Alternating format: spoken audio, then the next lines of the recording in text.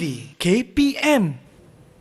Assalamualaikum dan salam sejahtera. Anda sedang menyaksikan pentaksiran sumatif bersama saya Syamira Nazir, di mana dalam episod kali ini kita akan membincangkan tentang pentaksiran alternatif sekolah menengah atau PASM bagi murid berkeperluan pendidikan khas MBPK. Dan dalam tajuk kita kali ini, tajuk yang cukup menarik iaitu sistem dan pelaporan PASM atau lebih dikenali sebagai My PASM. Tetapi sebelum itu, sebelum kita membincangkan tentang tajuk kita, ayo kita berkenalan terlebih dahulu dengan penyampai.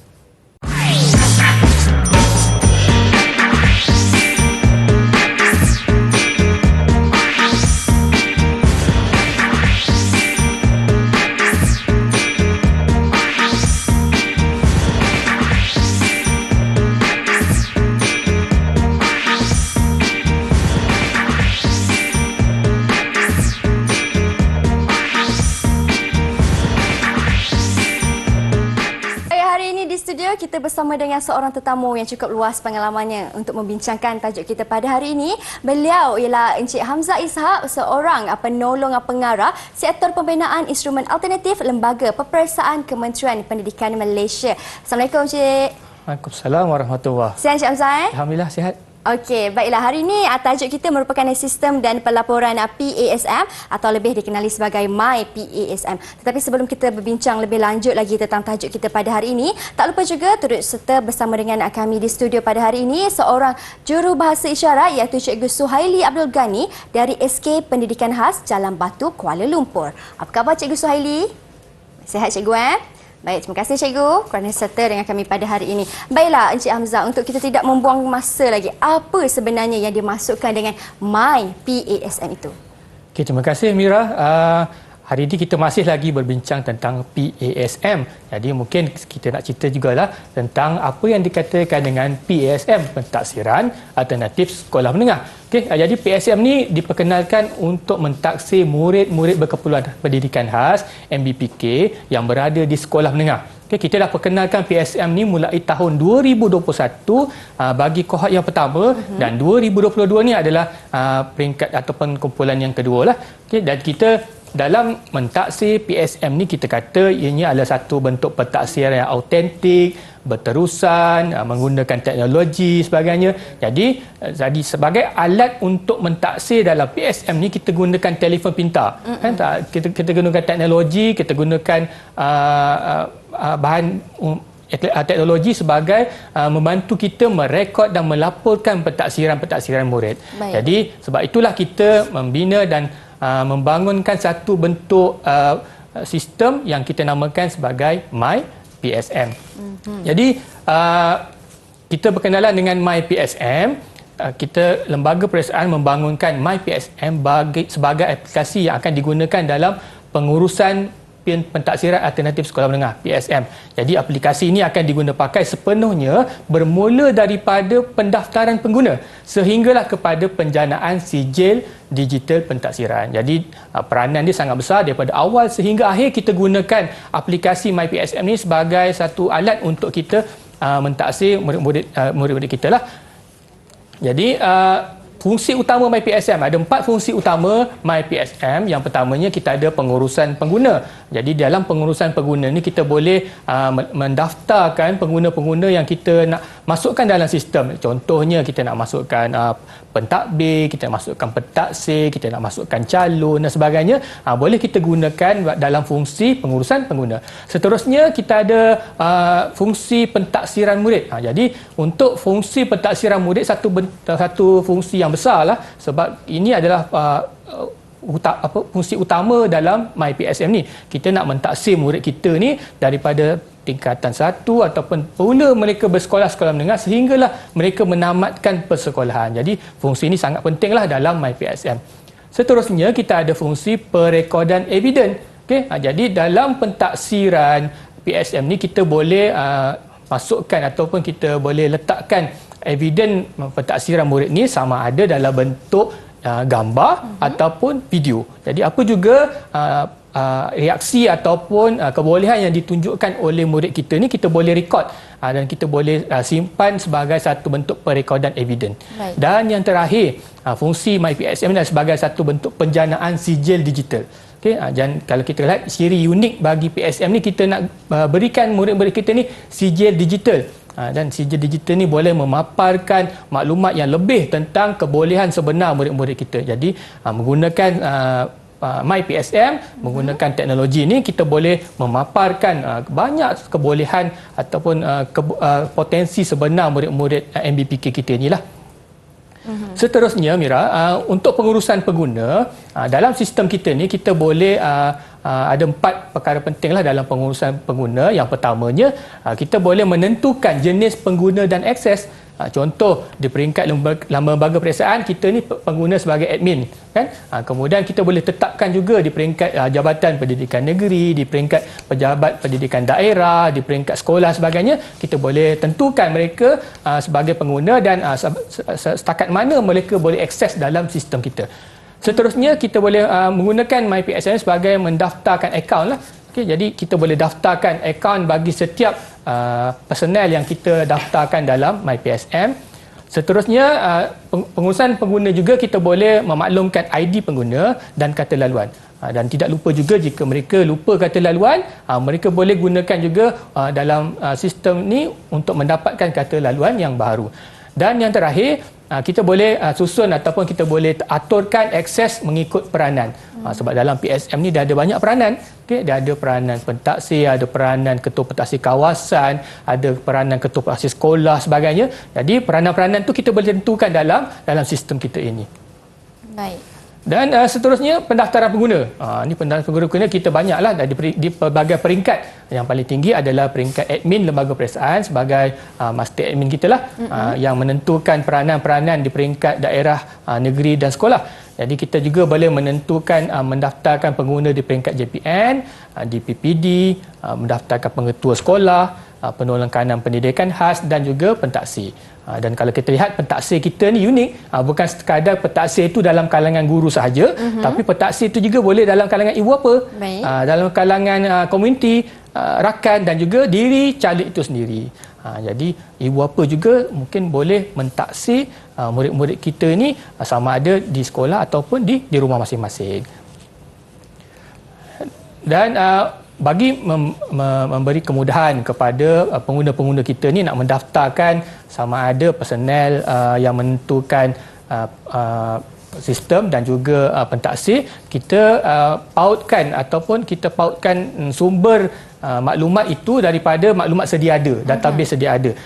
Contoh yang pertama, maklumat sekolah. Maklumat sekolah ni memang dah ada dalam sistem maklumat pengurusan pendidikan, EMIS. Jadi kita cuma dapatkan maklumat itu daripada EMIS. Kemudian kalau kita nak daftarkan pentaksir, maklumat pentaksir ataupun lebih kita kenali sebagai maklumat guru, kita boleh dapatkan daripada sistem e-operasi KPM. Jadi data tu dah ada, cuma kita panggil saja daripada database sedia ada. Kemudian yang ketiga adalah maklumat calon. Maklumat calon pun sebenarnya dah ada dalam aplikasi Pangkalan Data Murid APDM. Jadi maklumat-maklumat calon ni kita cuma dapatkan saja daripada database sedia ada lah. Tak perlu nak guru ataupun pengguna-pengguna nak masukkan data tu satu persatu. Jadi maklumat sedia ada, kita cuma panggil semula. Baik. Okey, itu dia sedikit sebanyak tentang pengenalan untuk MyPASM. Kita akan berhenti berehat seketika kerana selepas ini saya ingin tahu juga dan saya yakin mereka yang berada di rumah juga tertanya-tanya apakah modul yang ada di dalam MyPASM ini. Kita akan berhenti berehat seketika. Jangan ke mana-mana, teruskan setia bersama dengan kami di Pentaksiran Sumatif. Didik TV KPM. Didik TV KPM. Hari ini di dalam Pentaksiran Sumatif dengan tajuk yang kami akan bincangkan iaitu Sistem dan Pelaporan PASM atau lebih dikenali sebagai MyPASM bersama dengan Encik Hamzah Ishak yang merupakan penolong pengarah bagi Sektor Pembinaan Instrumen Alternatif Lembaga Peperiksaan Kementerian Pendidikan Malaysia. Dan di segmen ini kita ingin tanya pula Encik Hamzah tentang modul yang dibangunkan yang berada di dalam aplikasi MyPASM. Silakan. Okay, terima kasih Mira. Untuk makluman Mira, sebenarnya Lembaga Peperiksaan bangunkan sistem MyPASM ni dalam dua bentuk lah. Satu dalam bentuk portal, satu lagi dalam bentuk aplikasi. Okey, dalam portal tu lebih untuk pengurusan lah dari segi bagaimana nak menguruskan pengguna dan sebagainya. Jadi dia lebih kepada untuk menguruskan PSM. Tapi dah untuk aplikasi, okey, dia lebih kepada untuk mentaksir dan melihat janaan sijil digital. Okey, jadi untuk modul dalam MyPSM kita ada 4 modul utama.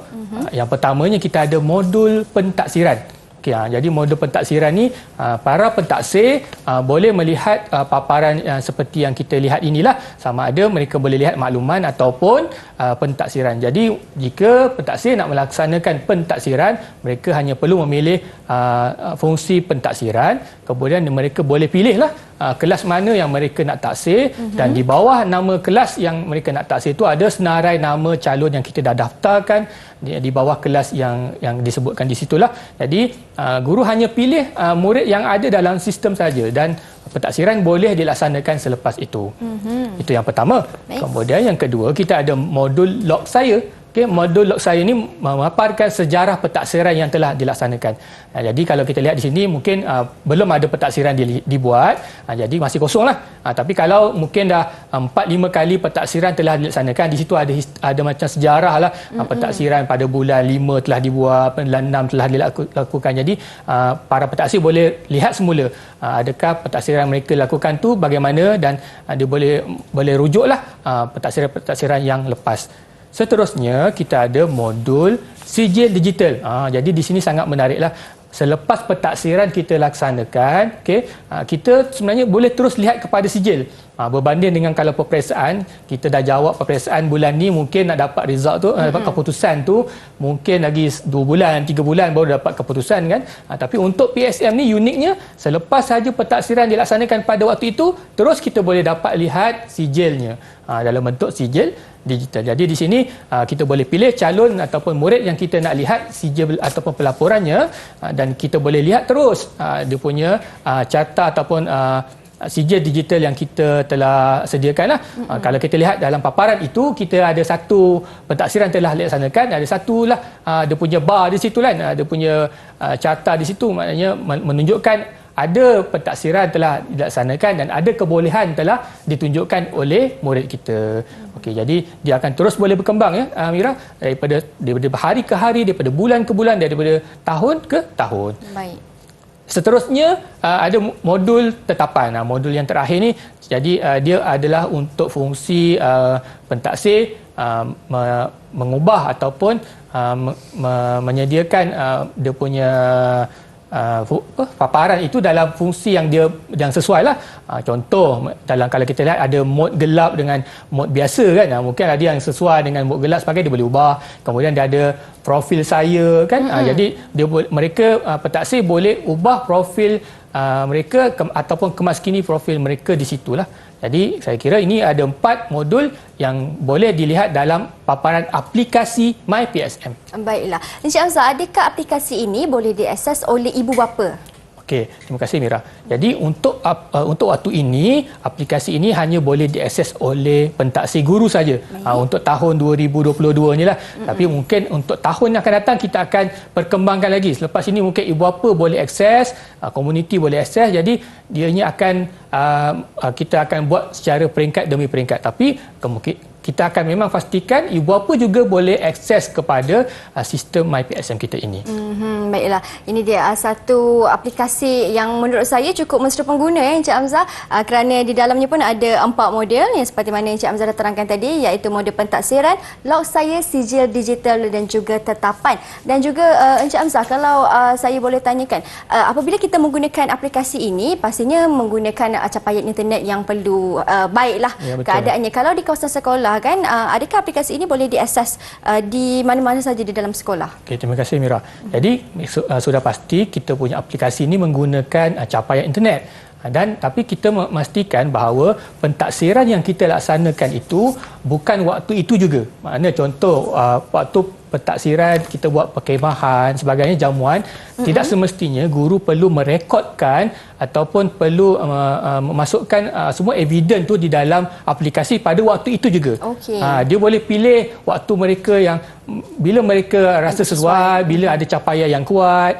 Jadi mereka boleh pilih lah. Bukan semestinya waktu itu juga mereka perlu pastikan semua maklumat dimasukkan dalam sistem. Tidak semestinya. Okey, baiklah. Penjelasan yang jelas tentang aplikasi My PASM ini. Kita akan berhenti berehat seketika. Kita akan kembali selepas ini. Mungkin ada penonton yang ingin tahu bagaimana cara untuk menggunakan aplikasi ini. Sebentar nanti Encik Hamzah akan terangkan bagaimana caranya. Jangan ke mana-mana, teruskan setia menonton Pentaksiran Sumatif bersama-sama dengan saya Syamira Nazir hanya di Didik TV KPM. Didik TV KPM. Didik TV KPM.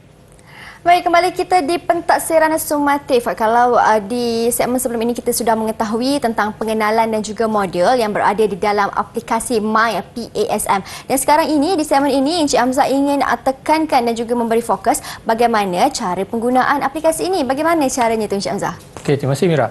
Jadi untuk My PASM ni sebenarnya kita untuk PSM lah ya. Untuk PSM kita sebenarnya telah menyediakan dua dokumen. Satu dokumen standard pentaksiran alternatif dan satu lagi adalah instrumen PSM lah yang kita namakan sebagai Environment Based Assessment Instrument. Jadi dua-dua dokumen ini kita masukkan dalam aplikasi. Jadi guru sebenarnya boleh merujuk dalam dokumen, tetapi dalam masa yang sama semua bahan-bahan yang ada dalam dokumen ini kita telah masukkan dalam aplikasi My PSM kita. Okey. Jadi untuk tujuan memudahkan pentaksir atau guru-guru kita melaksanakan pentaksiran, kita hanya menyediakan semua bahan-bahan ini dalam aplikasi My PSM. Jadi paparan untuk My PSM kita boleh lihat seperti dalam skrin lah. Okay, kita ada paparan selamat datang dan setiap pengguna mesti ada ID penggunanya dan kata laluan. Jadi jika pengguna tak ada ID ataupun kata laluan, mereka tak boleh akses lah dalam sistem My PSM kita ni. Dan unik untuk My PSM ni, guru hanya gunakan telefon saja. Okay. Hanya guna telefon bimbit, tiada lagi kertas, tiada lagi bahan-bahan lain untuk mentaksir murid-murid berkeperluan pendidikan khas ni. Hanya menggunakan telefon sebagai satu alat untuk mentaksir. Jadi kalau kita boleh lihat selepas ini kita nak tunjuk demonstrasi supaya kita boleh lebih faham macam mana kaedah mentaksir PSM ini dilaksanakan. Okey, jadi kita boleh lihat video. Okey, ada paparan video. Jom kita saksikan.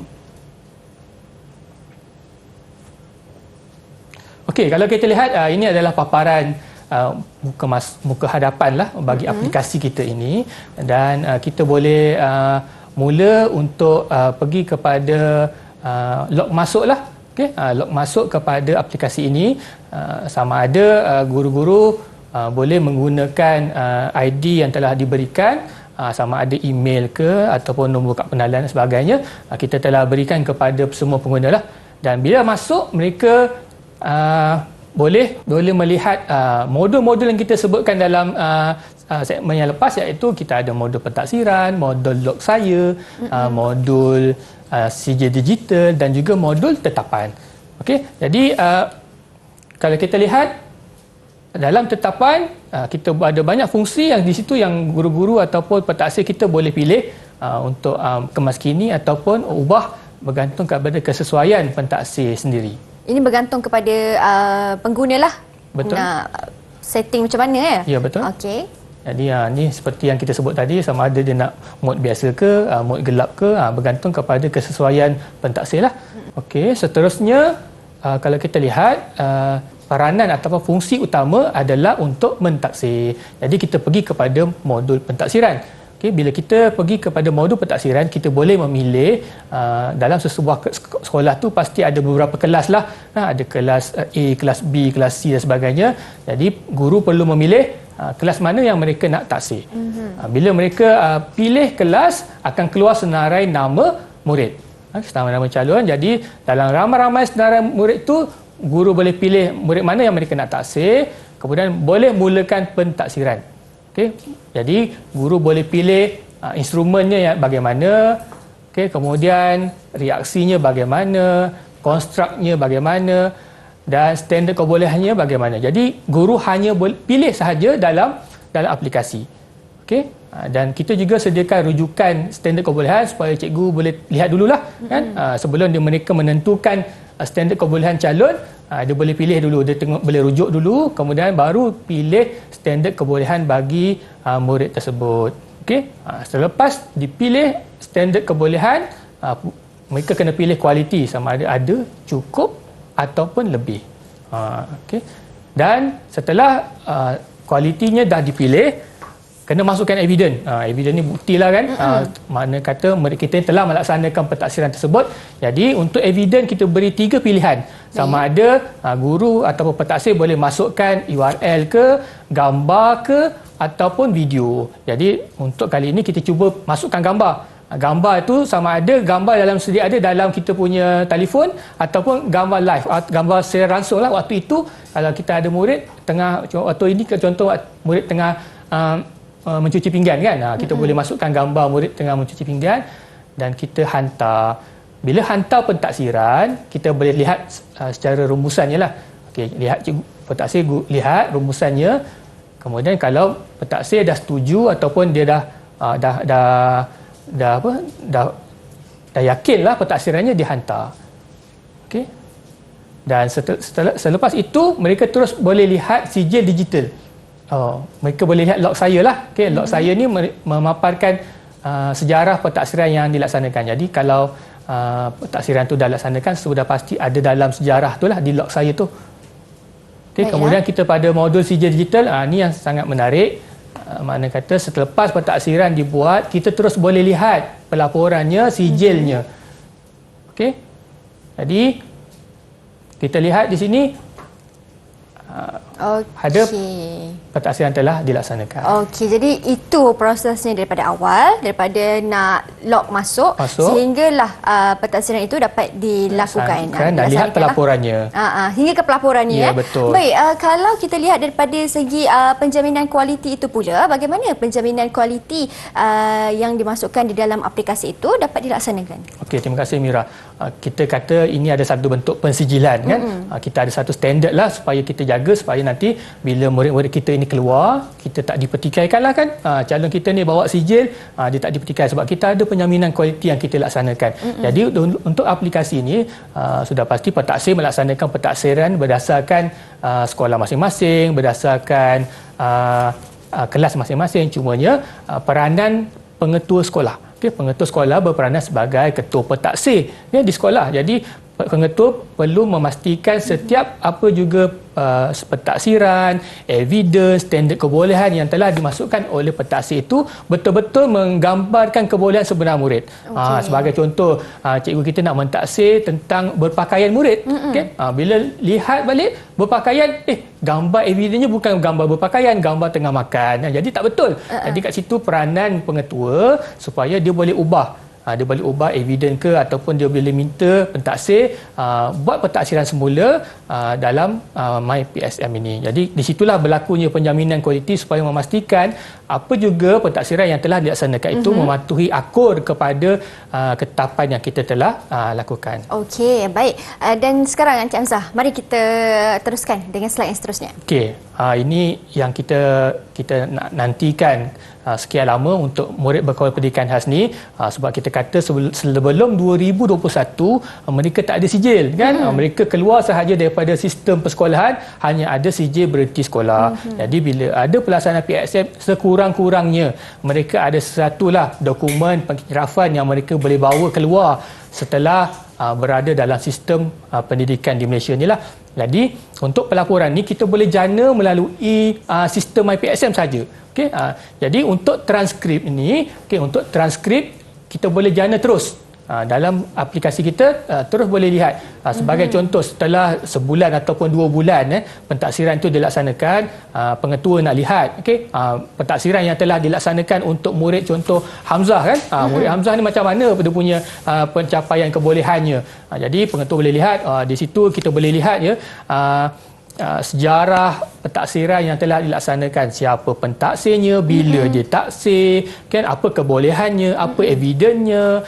Okey, jadi di situlah pengetua boleh lihat bagaimana pentaksiran telah dilaksanakan ataupun tidak. Seterusnya, kalau kita lihat di sini, kan, kita mengeluarkan CJ fizikal. Okey, CJ fizikal yang dikeluarkan oleh lembaga peperiksaan dengan tanda tangan pengarah peperiksaan kami lah. Okey, jadi sijil ini, kualiti sijil kami ni sama macam kualiti sijil SPM. Betul, saya tengok hampir serupa kan? Ya, Sama. Cumanya dia tak setara lah. Kalau kata sama ke dengan SPM, sudah pasti dia berbeza lah. Cuma kualiti kertas, kualiti keselamatannya sama macam SPM. Jadi cuma yang kita bezakan adalah bagaimana kita melaporkan sijil ini. Kalau SPM kita melaporkan grade, kan, kita ada grade A, B, C sebagainya. Tapi untuk sijil alternatif sekolah menengah ini, kita melaporkan standard kebolehan. Jadi banyak standard kebolehan kita nak laporkan ni. Kalau ada 53 konstruk, ada 53 perkara yang kita nak laporkan tentang murid. Jadi tak cukuplah dengan satu muka surat, kan. Betul. Jadi kita sediakan QR code di situ. Bila diimbas, kita akan dapat lihat sijil digital seperti yang di sebelah ni. Sepatutnya sijil digital ni dalam telefon lah, kan, tapi kita print, kita tunjuk di sini supaya kita dapat lihat satu persatu bahawa dalam sijil digital tu kita letakkan domainnya apa, kan, outcome-nya apa, standard kebolehannya apa, dan penyataan bagi setiap standard kebolehan yang kita nak paparkan atau kita nak maklumkan kepada masyarakat di luar sana. Jadi saya kira bila maklumat ini jelas, dia akan memberikan gambaran kepada kebolehan murid kita. Kan, kalau kadang-kadang murid-murid kita ni dia kadang tak boleh nak bercakap tentang diri dia. Kan, ada murid-murid berkumpulan pendidikan khas kita ni, dia bila berhadapan dengan orang dia tak boleh bercakap. Contoh murid-murid autism, ada yang dia tak boleh bersosial, kan.